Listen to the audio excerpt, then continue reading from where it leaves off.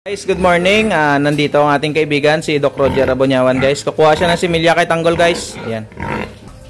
Ayan na, guys, Tanggol. Palabas na. Dadaan mo na yan kay Bongbong. Siyempre, parehong ano yan parehong matapang. Ayan, guys, si Doc Roger yung babanat. Si Tanggol ang kukuha ng similya. Up.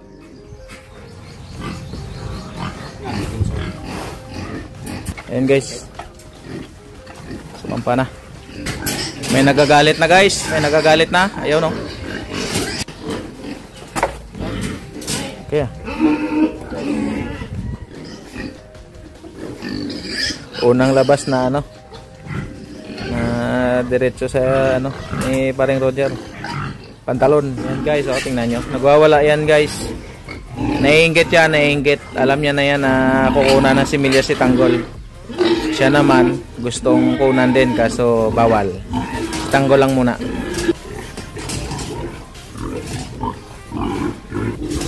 Ayan na, guys. Ganyan, guys. Kumuha ng similya, guys.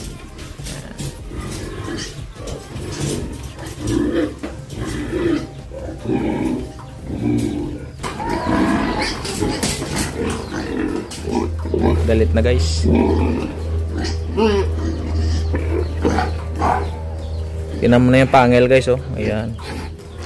Ganyan yung pangil ng mga barako, guys. 2 taon. Bale, guys, no, si Bongbong pala, guys, tsaka si Tanggol, yung kanilang similya, guys, napacheck na natin to, guys, sa DA. Tiningnan na po ito sa microscope at goods na goods, guys. Maganda yung response ng mga similya nila. Mga 90 to 100% goods. Masigla. Ibig sabihin yan, guys, kahit na ano, ibigay mo siya sa mga inahin, goods na goods.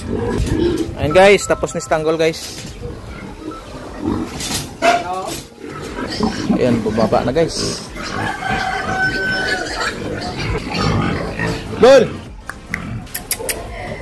Dik! Ayan na, guys, Tanggol. Side!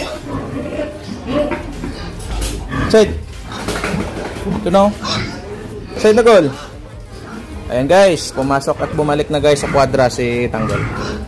I-lock na lang natin. Ayan, guys, oh. Papahingahin na natin yan, guys, si Tanggol. Ayos na yan.